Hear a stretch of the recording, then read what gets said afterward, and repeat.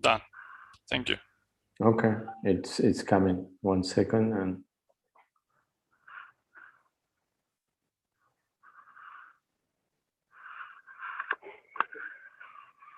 There you go. Yeah, we're up in YouTube. Okay, so I will go ahead and introduce Tim.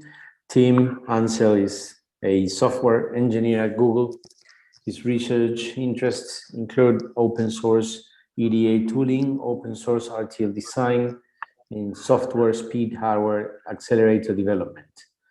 Tim received the bachelor degree in philosophy and cognitive science and the bachelor engineering degree in information technology and telecommunications from the University of Adelaide. And he is a member of IEEE. So thank you a lot, Tim, for this. And the floor is yours. Okay, can you still hear me okay? Very good. Cool. So hi, I'm Tim Mithro Ansell, and I'll be talking today about a few of Google's efforts around the missing pieces of open design enablement. And I want to be clear that, Google's a big place. There are many teams at Google doing a lot of different things. This is what my team is working on, but there are other teams working on similar things as well. So firstly, I want to say that I kind of self-identify as a software engineer. I've been doing software engineering all my life, and despite now ending up in hardware, I still think like a software engineer. I'm also an open source developer. I've been doing open source since about 1994, so that's quite a long time now. And I've also been at Google for almost 12 years. So I've been at Google quite a long time, and Google's grown massively since I've been there. And one of the things that I definitely know about Google is that Google runs on computers. We kind of pioneered this idea of using commodity off-the-shelf components and computers to deliver highly reliable systems. And we use a lot of computers. We have huge buildings full of computers all around the world. And that's all good, but there's a problem. And if you know anything about Moore's law's been really awesome in it's been doubling our compute power pretty much every year. But if you look at it, it's starting to run into some roadblocks. And this is important because at Google, pretty much the demand for everything, all our compute resources, is growing exponentially. Pretty much all the graphs I will show you are logarithmic graphs.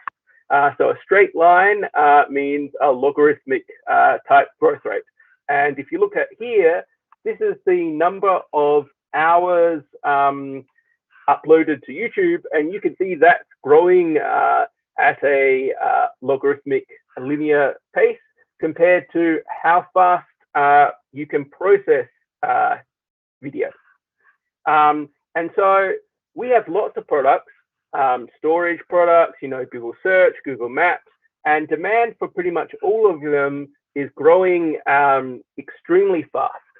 And so what we've discovered is that with Moore's law slowing down, we've had to develop hardware-specific accelerators.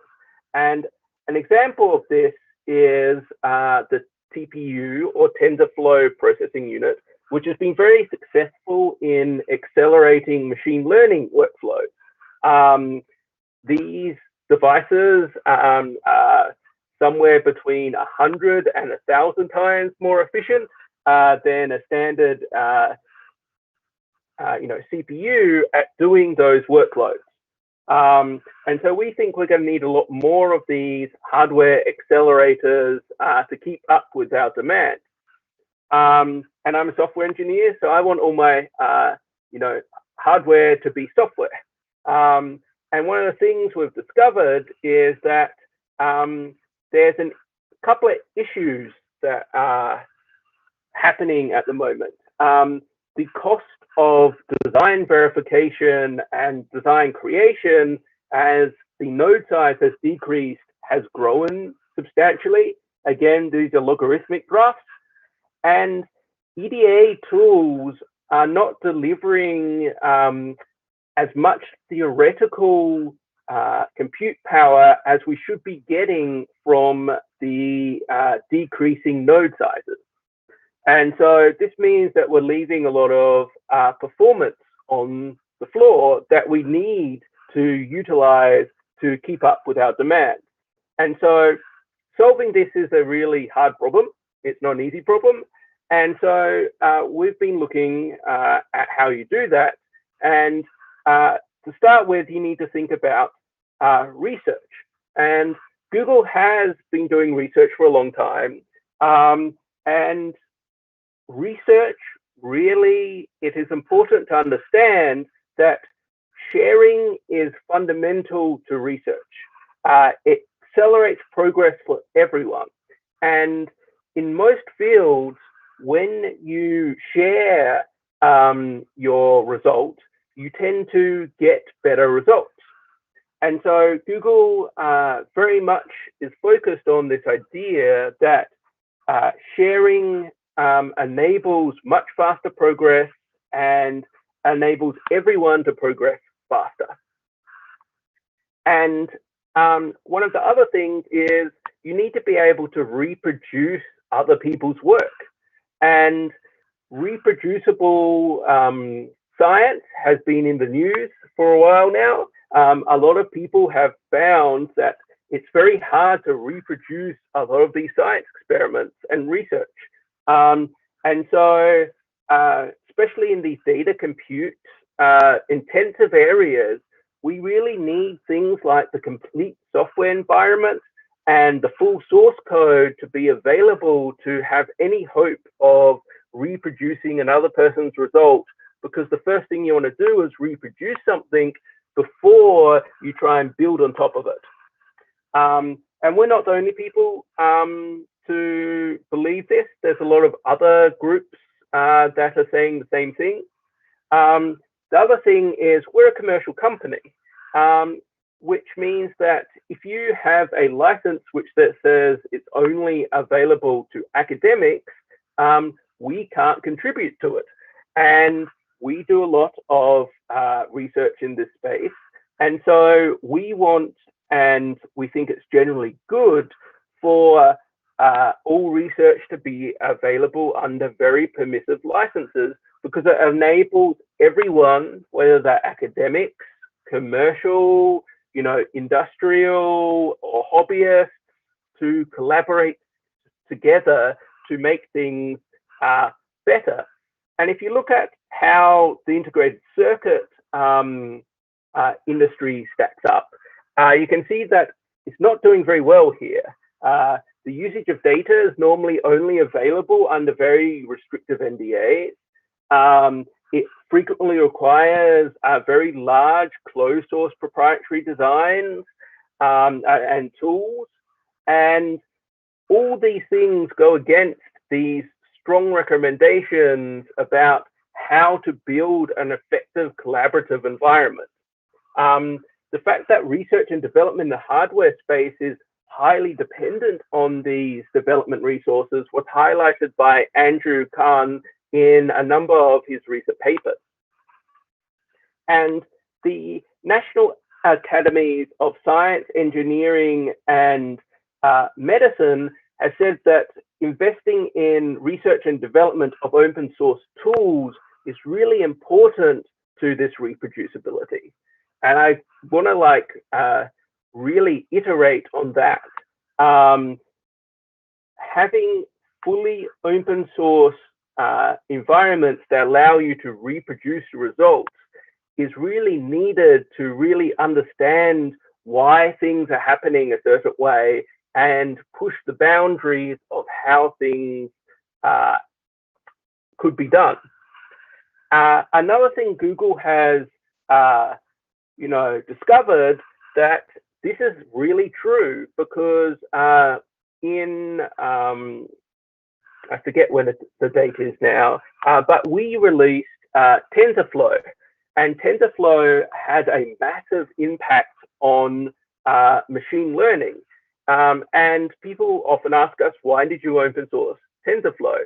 And the reason is that a commercial company like Google is in a unique position to provide open source code and data sets, and they can be particularly valuable to enable researchers to get more research done. We've always believed that, publishing in scientific papers is important and have a long history of doing that.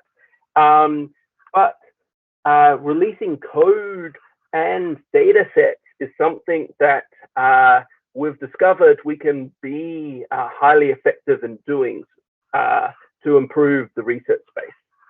And again, we've done the same in the machine learning space. We've released open source data sets for machine learning for things like, image processing and these type of things. And the other thing this does is it dramatically reduces the cost and the requirements for transferring technology between research into products. Ultimately, we're a commercial company and we want to use this technology to create cool and interesting products that engage our users. And so connecting research and development teams is really important. Researchers are really good at doing research. Development teams are really good at doing development. How do we make it so that researchers aren't spending all their time doing development and developers aren't spending all their time trying to do research? And this is something that the EDA and the ASIC industry has really struggled with, is that it takes a very long time for ideas to become reality and become commonly used. And so we saw all this and we wanted to figure out why this was happening and how we could do to fix that. And so we focused on what roadblocks were preventing a fully open source ecosystem. And I wrote a paper about this at ICCAD 20. If you go to that link there, you can read the full paper about the missing pieces. And we identified 4 kind of major pieces that needed work to enable a fully open source ecosystem. The first one was a manufacturable PDK. Then there was improvements to open source place and route tooling. Then there was work around improving support for system Verilog ecosystem, and then a few key missing IP. And when you think about it, there are kind of 3 things you need to build an integrated circuit. You need IP libraries, and IP libraries actually have a long history of open source.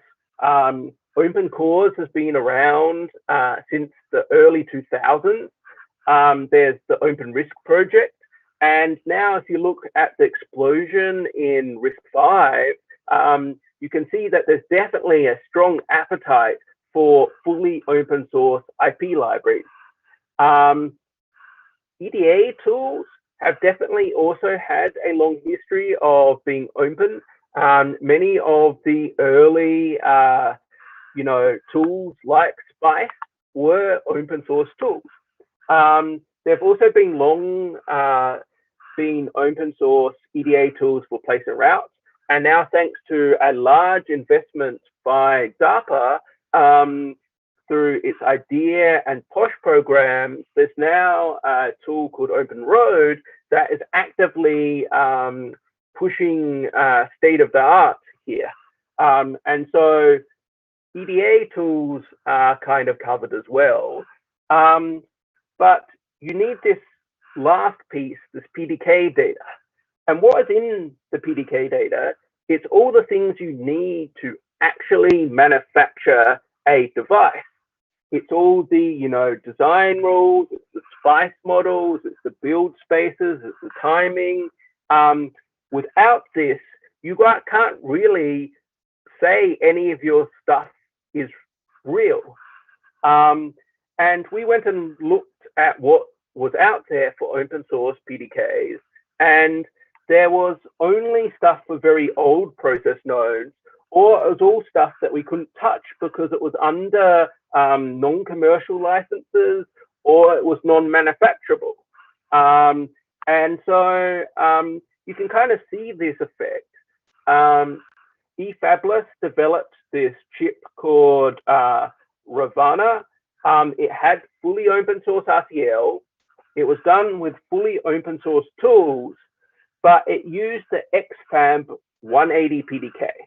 And so it only had this one piece which wasn't open source, the XFAB PDK. But the problem is this PDK data is so fundamental that it infects the rest of the ASIC, meaning they weren't able to release a completely reproducible output that showed exactly what they did. And so this PDK data is really, really important and really needs to be open. And so we just thought that a manufacturable PDK was an important roadblock that was existing. And so, well, why don't we fix that? And so we partnered with a company, a foundry called Skywater, to release a 130 nanometer fully manufacturable PDK. It's fully open source, it's under Apache 2 license, and it's on GitHub. You can just go to GitHub and there's no NDA to sign, there's nothing to sign, you just clone it directly from GitHub. It's for 130 nanometer process node.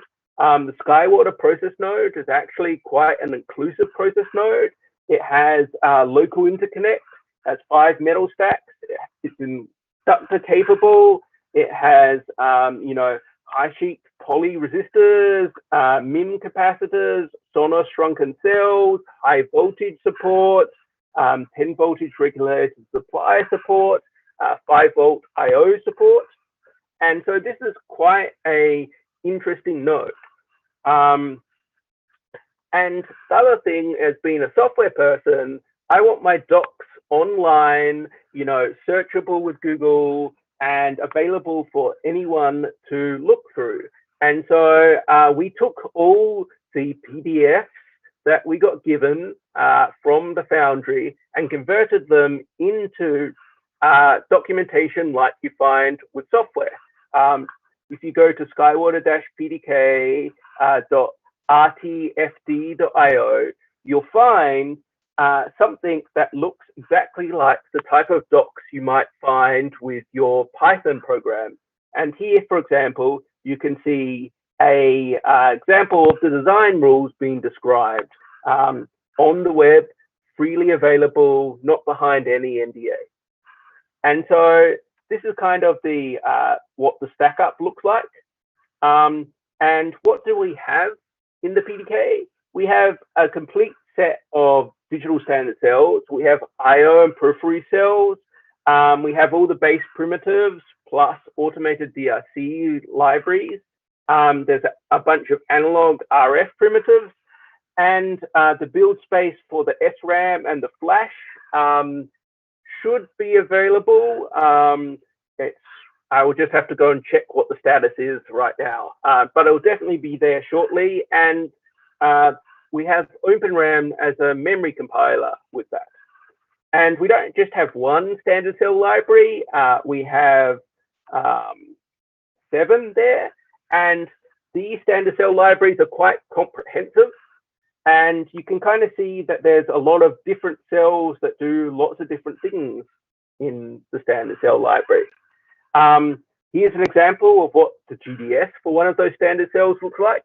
I'm a software engineer, so I can't tell you what that is, but I'm sure you ASIC people can look at that and go, oh, that's obviously a NAND gate or a flip-flop or whatever it is. And then, we generate a full set of schematics and block diagrams automatically from the data that's there. And to prove that the PDK was really complete, we worked with a guy called James Stein at OSU to create a fully new set of standard cells that weren't existing. And if you go to this link, you can listen to a talk from him about how and why he designed standard cells he did this way. And so with the PDK data, that last red circle is now open. And so you can have a fully open source ASIC.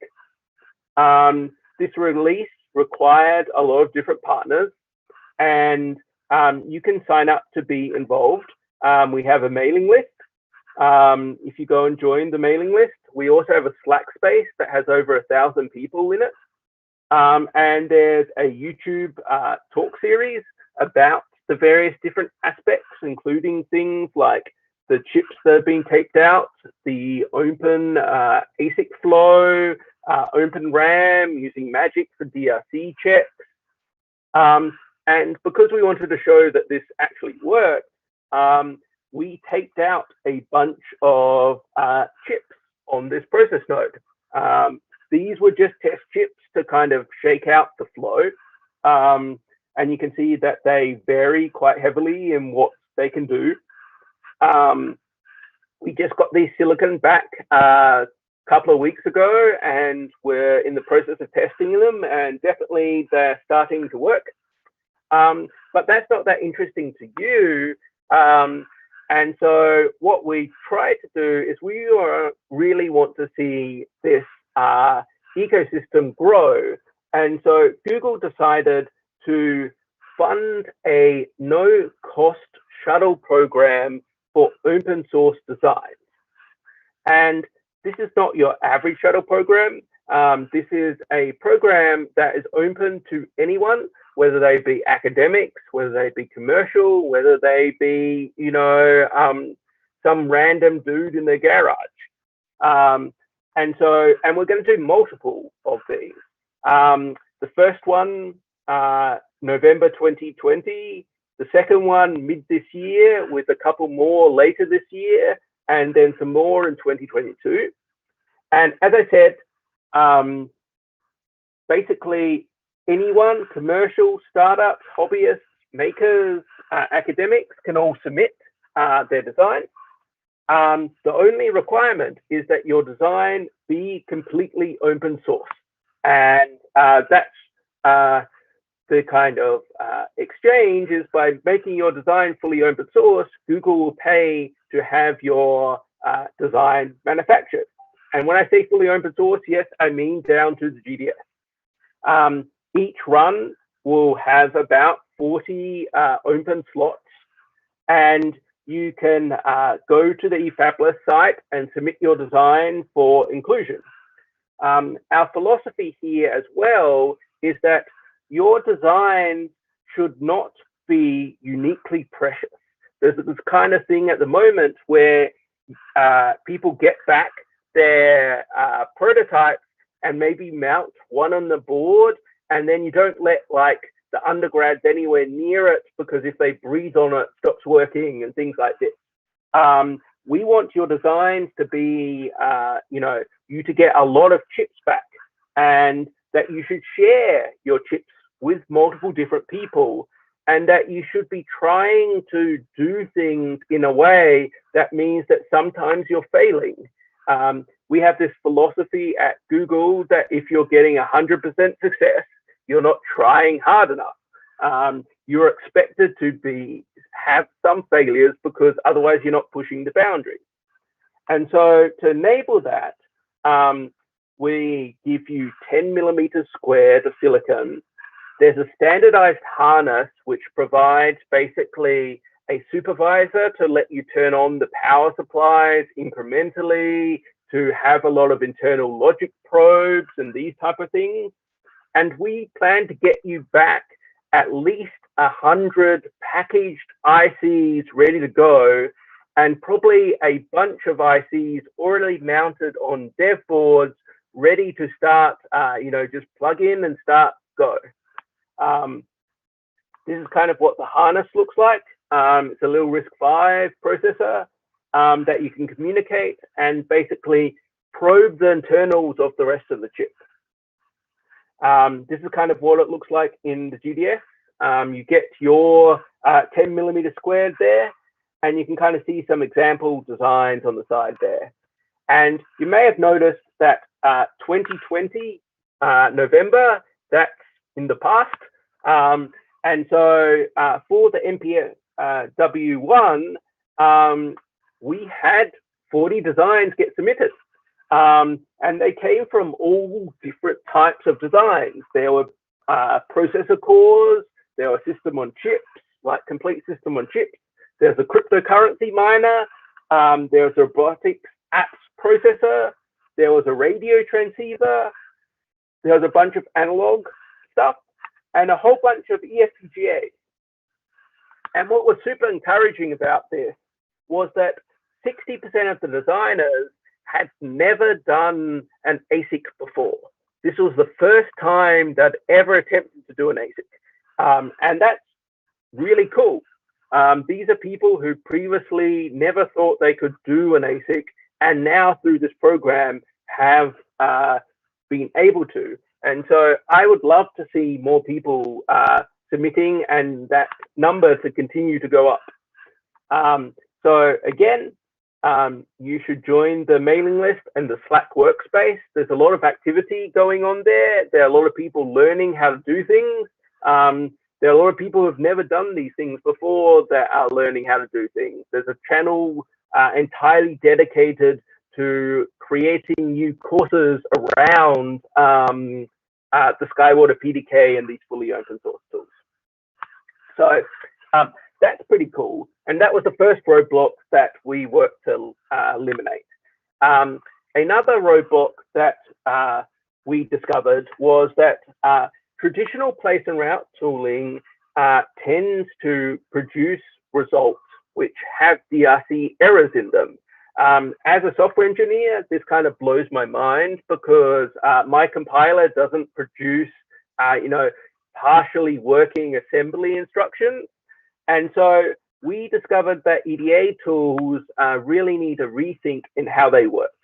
And luckily, a very smart person called Andreas Olofsson had already discovered this and started a DARPA program called IDEA around this. And part of that was a project called the Open Road Project, which was really aiming to always produce DRC clean results very, very quickly. And because of that, we've decided to invest reasonably heavily in this place and route tooling because it's much easier to go from a place where your PPA might be worse, but you have 0 DRC errors, to an area where your PPA is better and there's still 0 DRC errors. That's just an optimization problem. And that's something that we as software engineers know how to do. And so the Open Road project is basically a full RTL to GDS flow that can be 100% automated without a human being involved. When we first started talking to Open Road, they were very focused on Global Foundry's 12 nanometers. So we ended up working with Eve Fabulous and Mohammed Shalan at the American University in Cairo to customize a lot of the tooling for the much older 130 nanometer process node. And that became a set of tools called OpenLane. Now that Open Road has been successful at doing a 12 nanometer tape-in, they've now kind of come back to optimizing stuff for this older process node. And so OpenLane and the Open Road project are starting to merge together. And that's really cool. Another thing that we identified was that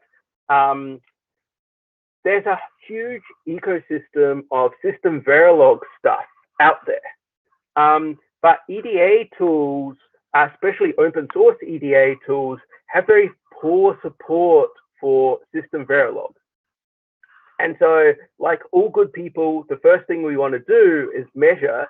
So we created an open source system Verilog compliant test suite called SVTests. And it basically gives you a giant grid like this with a lot of green, yellow, and orange. It's kind of got the parser tools across the top, and it's got like LRM unit tests on one side, and a whole bunch of full system tests, things like, you know, Ariane, Black Parrot, IBEX, you know, the Swerve cores from Western Digital. It's got other people's test suites, and it also includes a whole bunch of information like how many did they, you know, succeed at passing, how fast they were, how much memory they used, what was the throughput. And this ended up us discovering that we actually needed two different system Verilog parsers. And so we ended up with this two-prong approach where for developer tools where we really need to be able to process semi-valid system Verilog, and we want it to be really, really fast because we want to, you know, run this over every single system Verilog file at Google, we're using a tool called Variable. Variable is very much targeted at doing things like linting, formatting, you know, code reformatting like Clang format, and doing indexing and cross-checking.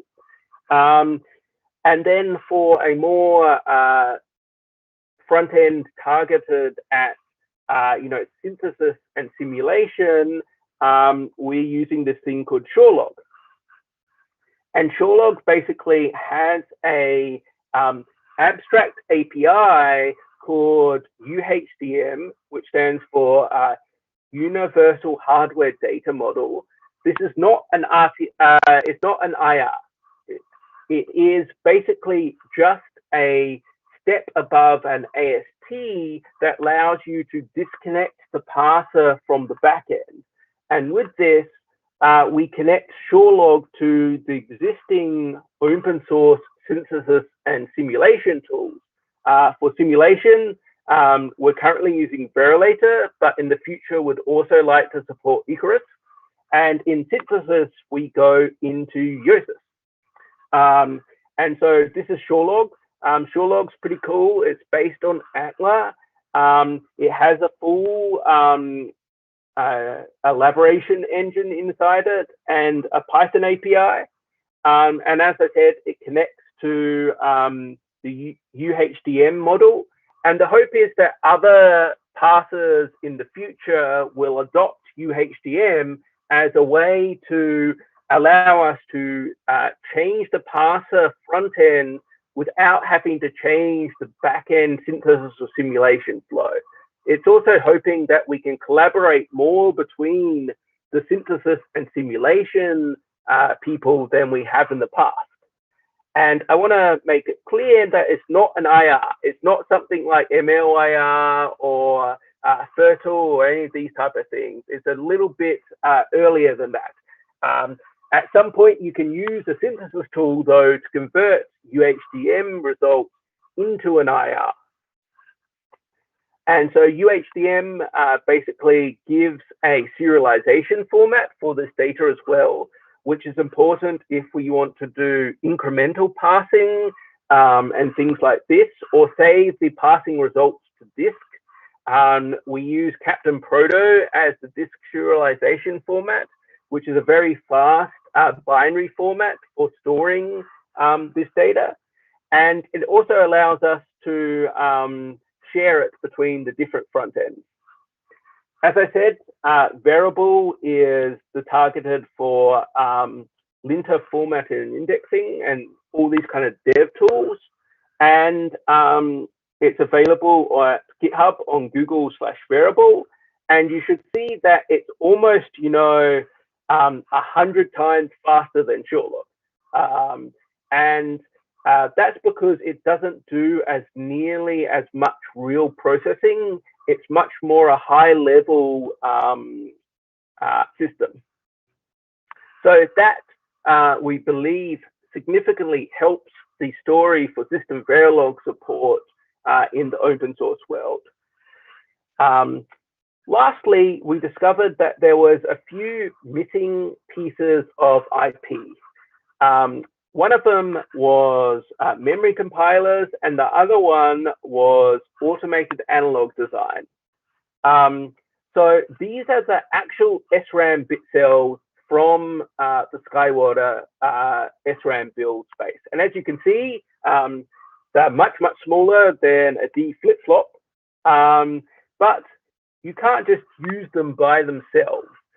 You need to take this little cell and tile it into a full memory and add, you know, amplifiers and muxers and control logic and all these type of things.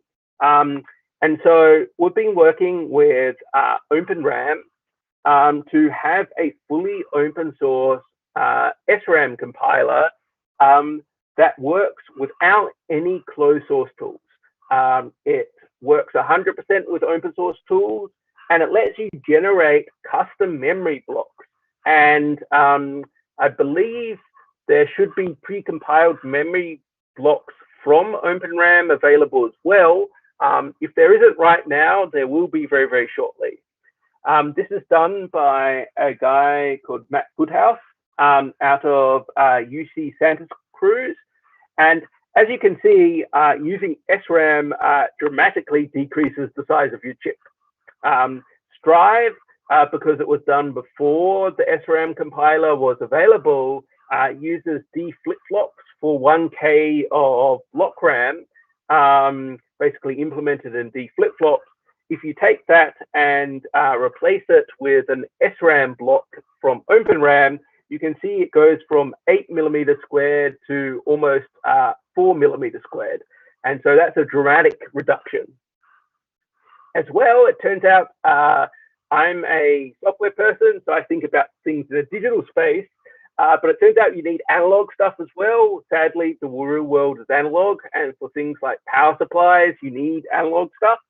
And so I don't want to have to worry about that. I want everything to be software. So we're very interested in this idea of analog generators. So one thing we looked at is this Berkeley analog generator. Currently, it still requires some closed source tools, but we're hoping that they will make an effort to move to open source tools. And there's a group at Berkeley that is looking at that.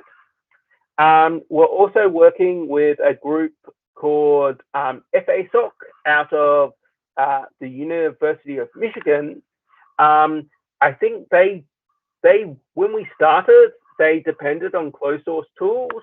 But I believe they just demonstrated as of last week a version which uses OpenRoad as a backend. FASOC is basically a nice little tool that expands like the cells available in your digital standard cell library and uses typical place and route plus some extra constraints to treat analog like digital place and route. And this probably won't get you as good quality as a hand laid out by experts result, but it does get you something much, much faster. And if you're doing lots of chips and lots of different variants of chips, this could be quite an interesting approach. And so that was the last piece we thought was missing to enable a fully open source ecosystem. And so that's the end of my talk and covers what we're doing now.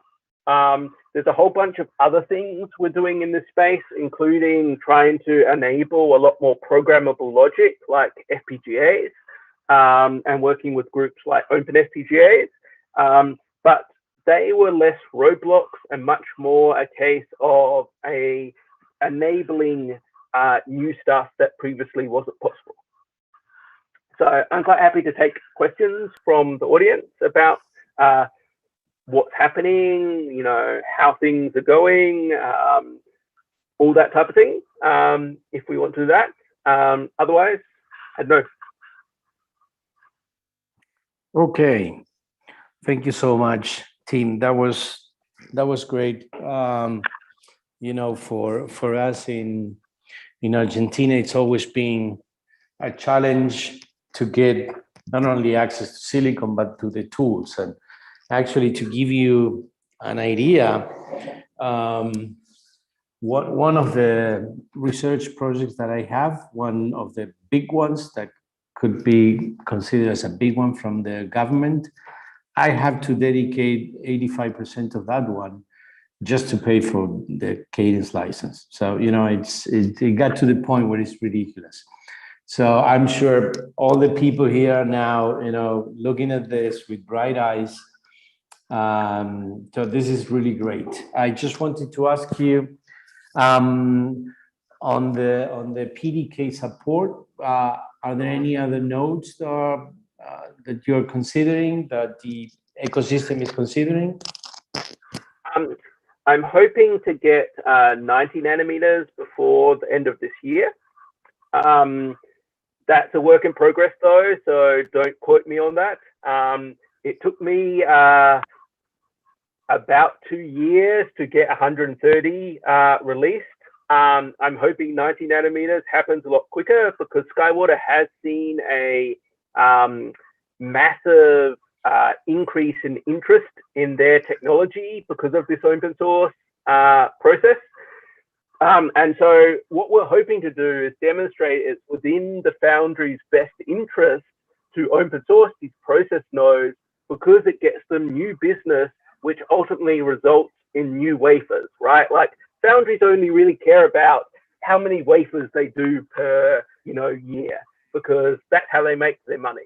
And so we're hoping this brings in a lot of new designers and new people doing chips that would never have done chips before, which ultimately results in that more silicon being created, which they manufacture, so they make more money.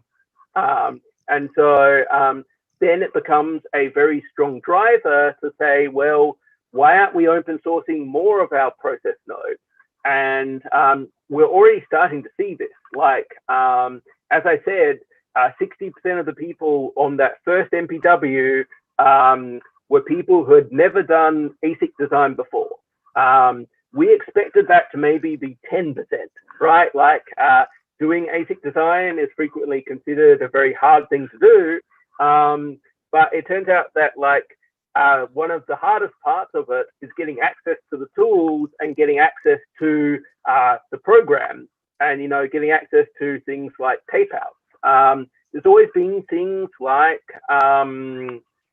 Europractice, and I forget what the other one's called now, lost off the top of my head, but like they are accessible to you if you're, you know, a software engineer who doesn't do ASIC as a day job, right? They're only accessible to academics, and sometimes like commercial people can pay to be involved, but it's very much a case of there's these roadblocks that were just preventing people from trying things. And, you know, I'm currently in Silicon Valley, and if you look at software startups, you know, a software startup is anybody who has, you know, $50 of cloud credits and a laptop, right? Whereas like a hardware startup is, you know, 100 people and $50 million of capital. We would like to see a hardware startup be, you know, 2 people who have a good idea, and only do they need to get more capital is when, you know, they've proven that this idea is interesting and has a lot of interesting results around it, right? And what we're seeing as well is that there's lots of interesting ways you can use 130 nanometers that people just didn't bother exploring because, like, why would I make 130 more efficient when I can just go to 90, right? Like, or why would I make 90 more efficient if I could just go to 45?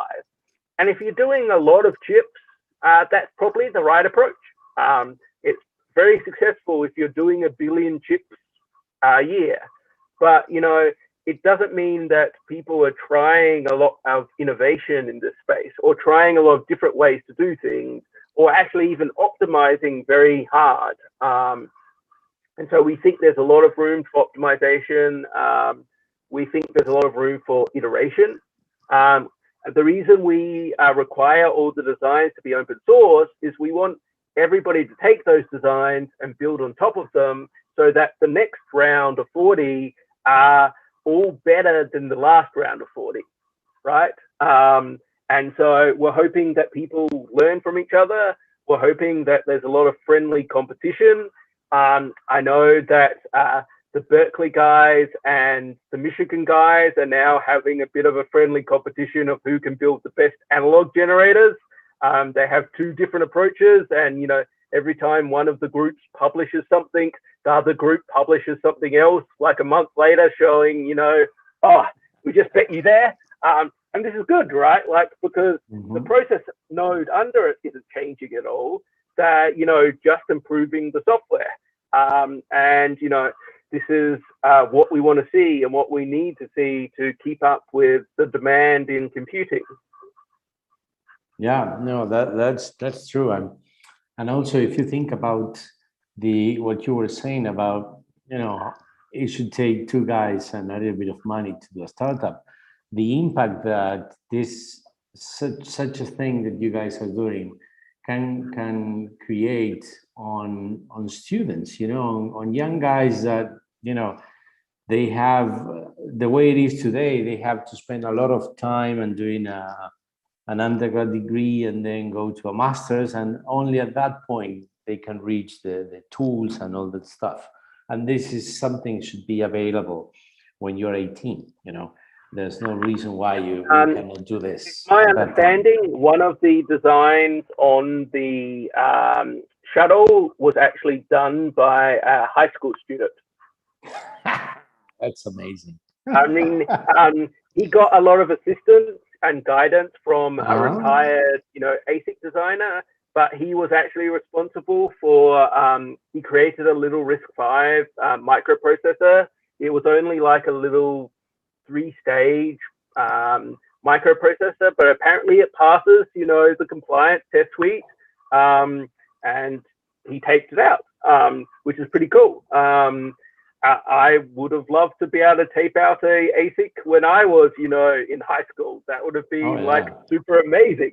Yeah, we're missing a lot of creativity in that range, you know? Yeah, and yeah, the other thing is that there's a lot of stuff locked up in people's heads. What we're discovering is, like, people think of 130 nanometers as an IoT node, right? Like, you don't do computation at 130 is what people say. But then we go look back through the research, and, like, at one point, 130 nanometers was the state of the art. And it turns out you can do, like, a 5 gigahertz multiply and accumulate unit on 130 nanometers. It consumes a lot of power compared to 7 nanometers, but that doesn't mean, like, in some cases that's not a problem, you know. And so you can do high performance stuff on 130 nanometers. One of the things we're very much looking at trying to do is make sure we have a fully open source LP DDR controller. There'll probably be LP DDR3, but maybe LP DDR4 as well. A fully open source one of those, and a fully open source 5 gigabit transceiver. The reason we want 5 gigabits is because that's the slowest USB 3 speed. And, like, USB 3 is on every computer, like commodity computer you can buy. And having 5 gigabit connection to your ASIC really opens up what you can do, right? And, you know, 5 gigabits to any computer, like the Raspberry Pi, you know, the latest Raspberry Pi has USB 3 on it. And so, like, this is pretty cool. And we're hoping that we can get 5 gigabits, 130 nanometers. It's not easy. We definitely know it's doable, but it's definitely going to require people to push the boundary of what's been done on this process node before, because it has been focused on IoT type applications, but it doesn't have to be. There are lots of reasons maybe you want to use 130 nanometers for your prototype. Like 130 nanometer mask set is so much cheaper than a 7 nanometer mask set. You can probably do 20 mask sets at 130 for one at 7. And how much better is your design going to be if you do 20 versions of it versus one version of it, right? Like, I know it takes me 2 or 3 attempts to get anything right in software. You know, I don't want to do 1 attempt at something. I want to do 5 or 10 attempts at something. Yeah, you're right. You're right. Guys, do you have questions?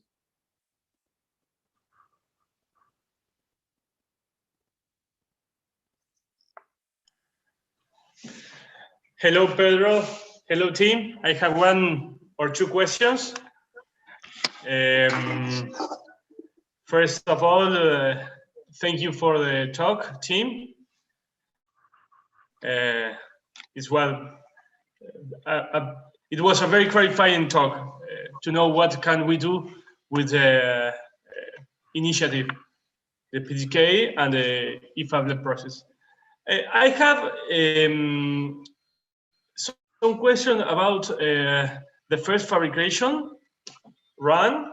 You publish in 1 slide the results with more than 40 chips fabricated, and I saw that the chips was very complex chips, DSP, multi-cores, FPGAs. My question is, what if we would like to fabricate as a more simplex design, such as one that can be designed in a university? It could be selectable in a process fabrication, or you just select the more complex designs?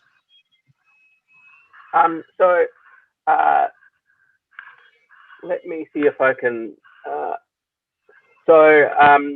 One of the people on the shuttle, let me see if I can present this.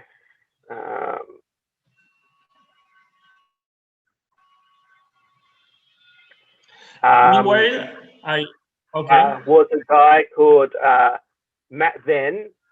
Matt Venn was one of these people who had never done ASIC stuff before. He'd done a bunch of FPGA stuff, and you can kind of see his design here. Oops, now you can't see it. You can see his design was actually made up of 9 little designs that were kind of stitched together. And like one of them is, where does he describe it? Somewhere he describes them is like, one of them's just like a little LED counter. 7 segment seconds display. And, you know, these are all the people who collaborated together to build these little things like an ASIC watch, 4-digit 7 segment clock, video clock. Okay. You know, there's a lot of people, because this is what we're trying to do, is get you back enough chips that you can build your own. You know, if you have 30 students in your class, maybe that's 10 projects that they do, and you put them all in one submission to, you know, the Fabless program, and then you get back 100 chips. So every student can get a couple of chips back. And so we're very much aiming to enable groups to collaborate and work together and do a lot of interesting things here. There's also, I would like to say there's a whole bunch of analog stuff that people did. I'm just trying to find, sadly, I don't think I have a high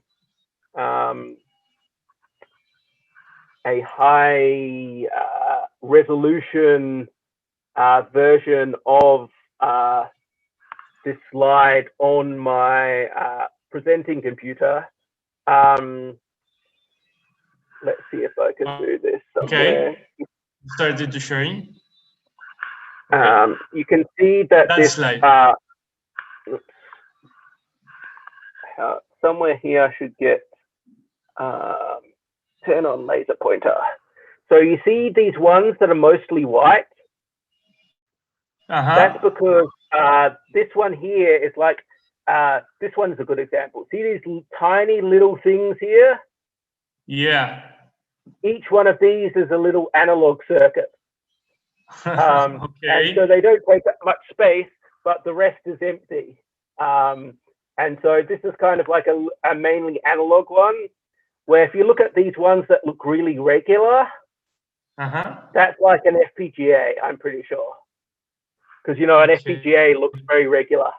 And this one over here is kind of like an ASIC one. You can kind of see that it's very, it's got a bunch of different balloons, which kind of make it look like an ASIC. So it's been really interesting to look at these, right? I had no idea of what type of designs we would get when we started this.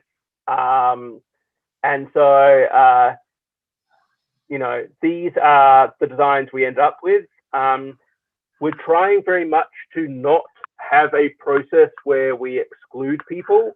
And so I'm not trying to have a process where people, you know, submit designs and then get evaluated by humans. I very much want them to be much more like if we only have 40 slots and we get a couple of hundred submissions, we'll probably go much more with like a lottery type system. The one thing is though, your design has to be DRC clean. But that's kind of like, as part of submitting your design, you go through the DRC clean check. And so once that says okay, you should be in there. And so that's kind of the current theory. We'll see what happens. If we get a lot of designs, we may increase the number of slots. You know. And these people who never designed a chip before, have some assistance from you, or were all self-educated, for saying that? A lot of them helped each other. As I said, there's that Slack channel, which, you know, has 1,000 people on it now. A lot of people there are helping other people, right? Like somebody tries to do something and it doesn't work, and so they ask for help, and somebody else who said, oh yeah, I just tried to do that yesterday and discovered the way to make it work is to do it this way. We're also hoping to see more courses available in the near future. I definitely know a bunch of universities are starting to use the open source tools and the Sky 130 process as, you know, in their intro to digital electronics design courses. So we're hoping there'll be a lot more tutorials and resources available out there. But yeah, there's still a lot of work to do to improve that. You know, and definitely most of it's in English at the moment. I'm sure we'd love to see, you know, translations of them to other languages. I believe Argentina is that's Spanish. Spanish, yeah. Interestingly, Matt Venn is a Spanish speaker who does the 0 to ASIC course. So maybe you want to chat with him about having him present to some of you about his experience with, you know, going through the tools. And, you know, the first run was very bumpy. I won't say that it was smooth, but the next run's going to be better, and the next run after that is going to be better. And so, like, yeah, that's the goal here. Yeah, of course. It is amazing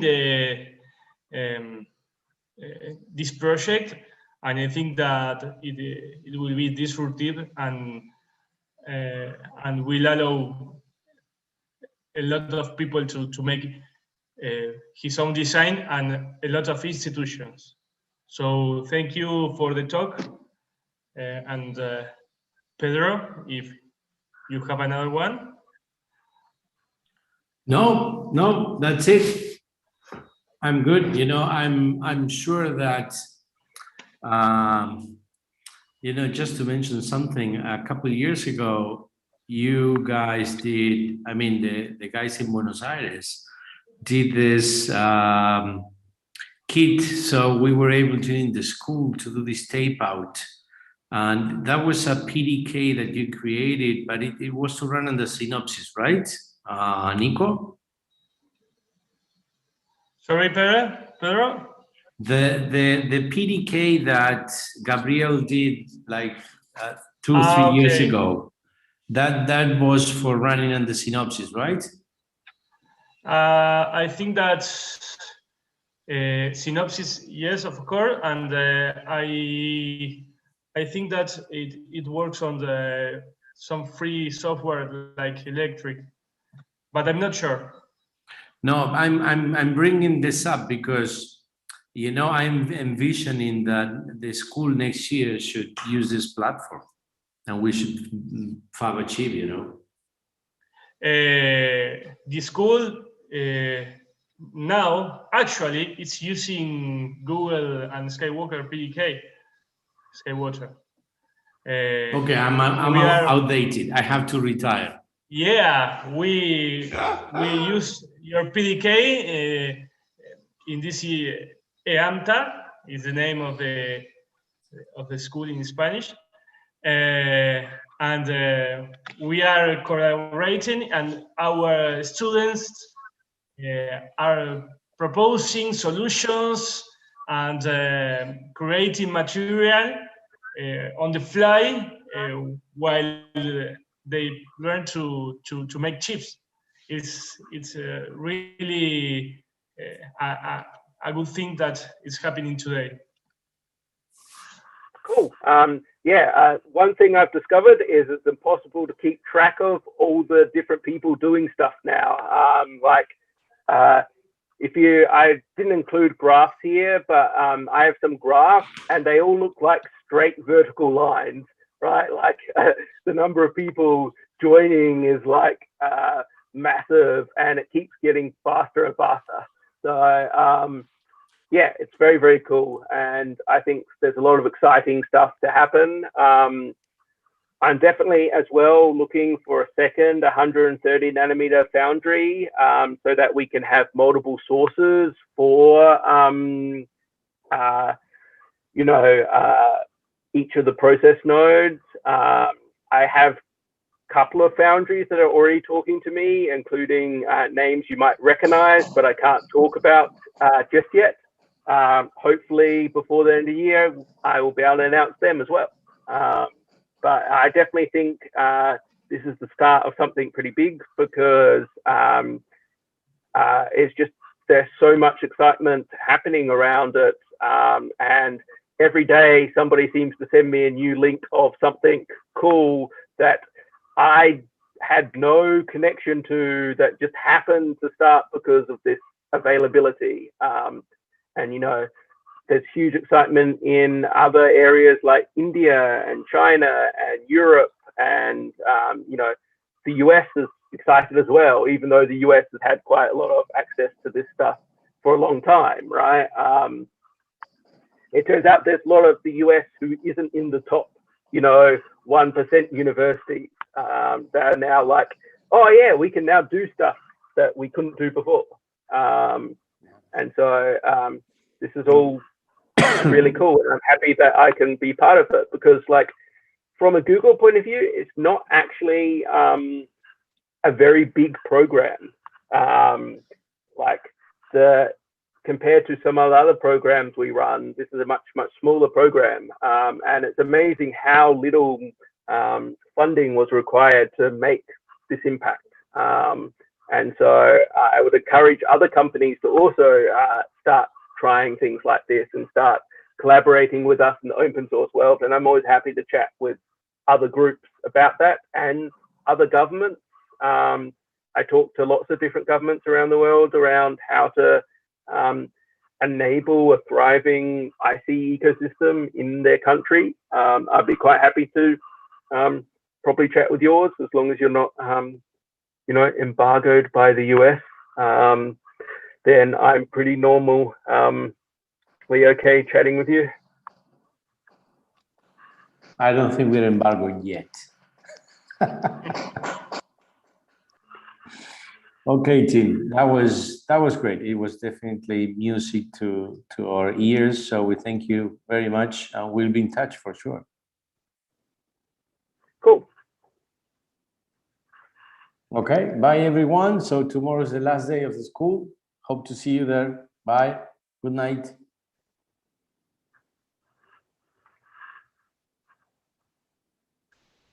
Bye.